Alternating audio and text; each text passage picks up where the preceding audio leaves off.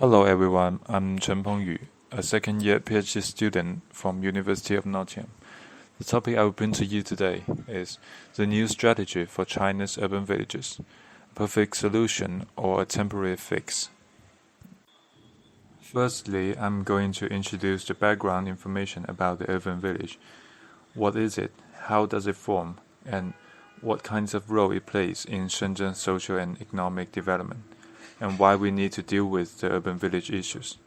Secondly, I'm going to describe two different strategies on urban village issues. One is called urban renewal, and also called demolish and rebuild. The other one is comprehensive improvement. It is relatively new. The government issued it in order to deal with the influence of gentrification, which caused damage on Shenzhen's social and economic development. Lastly, I will make an open discussion on the new strategy, comprehensive improvement. Is it a better solution for displace or gentrification? Here is some basic information about Shenzhen's urban village. There are around 300 urban villages in Shenzhen, and around 7 million people live in Shenzhen's urban village. And the total population of Shenzhen is about 20 million. So there are nearly half of them who live in Shenzhen's urban villages. And it takes up total area of used land of 93.5 with total floor area of 105 million square meters. And here's a map that provided by Shenzhen's government. So as you can see that the yellow, brown and red area, they are all occupied by urban villages. Because of the urban-rural dualism, also called hukou system. Hukou is a system of household registration used in mainland China. There are two types of identities in Shenzhen. One is a citizen, who live in urban area, and the other one is farmer, who earn their living from agriculture and fishing. After implement of reform and opening up policy in 1979, Shenzhen's social economy was developing rapidly.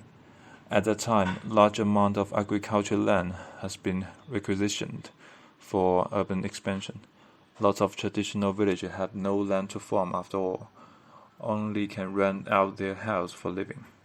Moreover, in 1985, with relax of hukou system, the immigrants were allowed to go to Shenzhen to live and work there.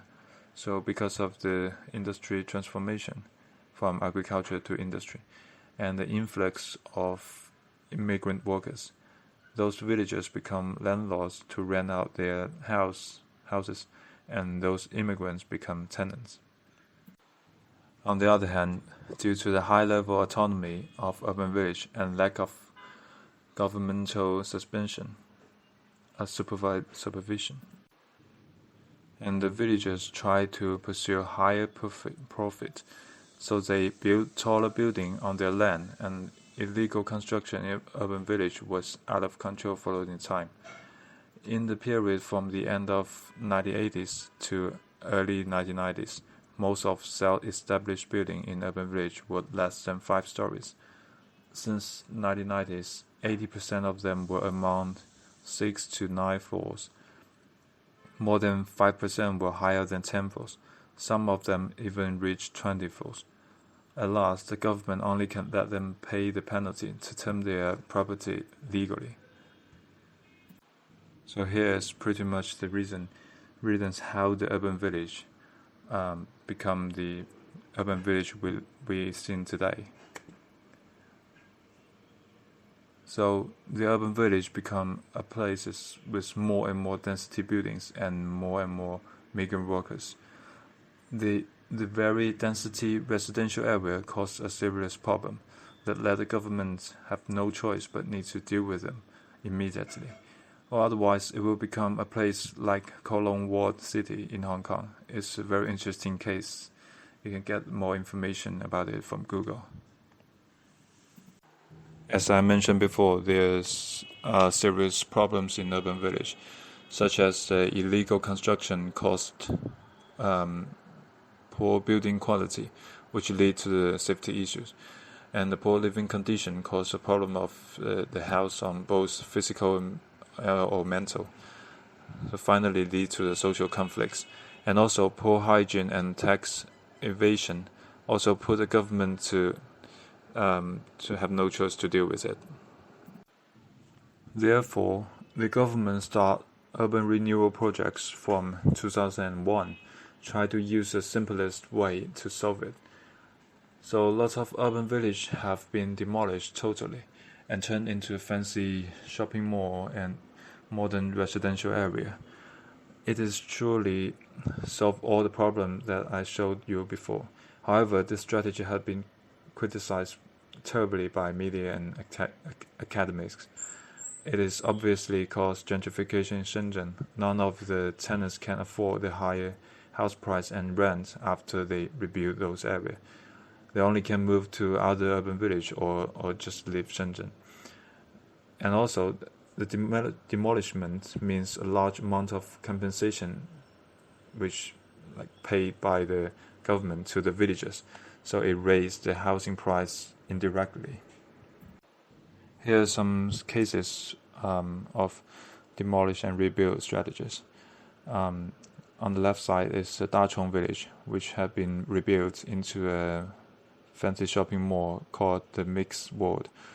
And on the top of this slide, the Taiwei village, which had been rebuilt into which higher than 400 meters. With the housing price become higher and higher, the government are unable to afford the compensation for the villagers. What's more, the proportion of service industry and labor-intensive industry are the core industry in Shenzhen. Only urban villages can provide large number of rental estates to migrant workers. When the urban villages have been demolished, they've been forced to move out, which hindered the high-speed economic development of Shenzhen. So, the new strategy have been put forward in the end of 2018. It called comprehensive improvement. It's trying to solve both the urban village issue and the problem of gentrification. It's trying to promote the organic renewal of urban village and gradually eliminates potential safety hazard and improve the living environments and supporting services. And last but not least, put the urban villages into a low-income house system.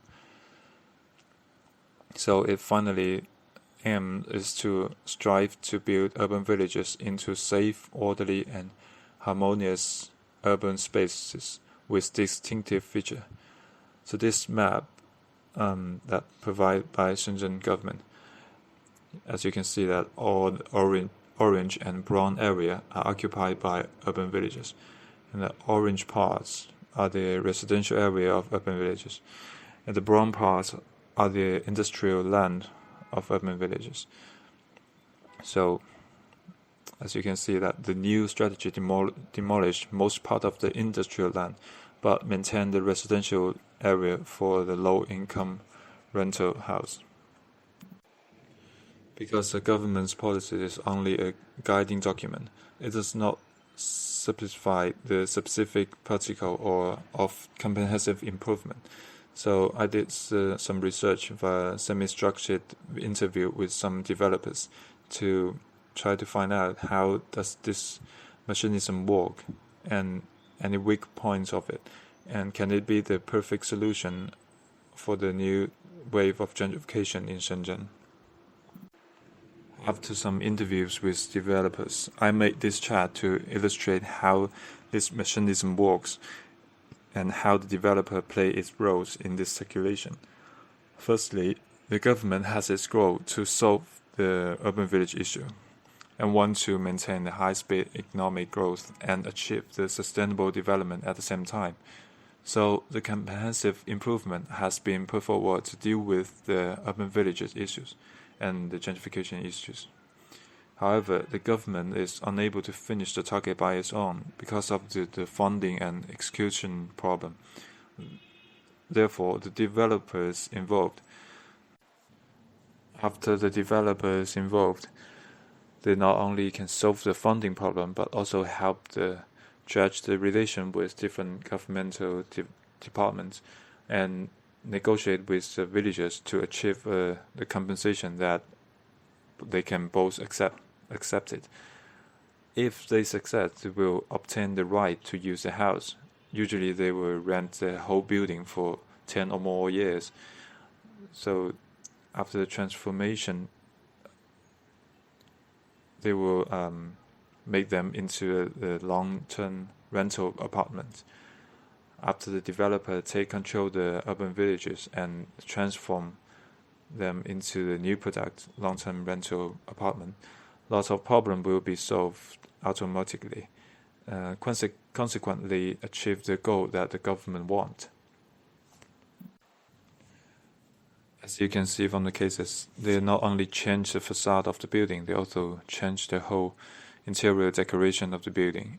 So usually will be rented to the graduate student or white collar.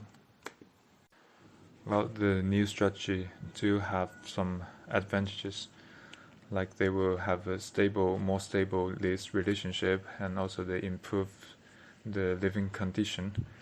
However, they also have some unstable issues in it. According to the interview, the developer said they start to slow down the process of reclaim the building in urban village because of the profit problem. According to Shenzhen's relevant regulatory authorities, the rent increase of urban village cannot exceed 6% per year. The developer I interviewed said they have a deal with the landlord in urban village, say that the rent increase of this long-term apartment will no more than 3% per year. However, they has invest a high cost in the reconstruction of the urban village. If the rental rates and rent increase in the future are not as high as expected, the long-term rented apartments may not be profitable for 6 or 8 years, or even for the entire lease cycle. Some of them believe that you will not able to get back the money, only depends on the rent. So in the future, they hope to explore the value of the users to find a way of the profit. They will introduce living services related sector into urban village, such as the public commerce and the fresh supermarket and or the parking services. So in all, my research reviewed the formation of urban villages in Shenzhen and reviewed 2 different strategies to deal with the urban village issues. Then I discussed the influence on gentrification. In terms of the new strategy, we know what's the role of developer plays and what kind of problem they faced. They will be the key issue of the whole process, I believe. So in conclusion, whether the new strategy, the real solution, depends on the control of the rent and whether developers can find effective profit models to transform urban village into affordable housing in a sustainable way, so as to achieve an all-win situation among tenants, the government, developers, and landlords. Thank you. Thank you. Thank you. Thank you. Thank you. Thank you. Thank you. Thank you.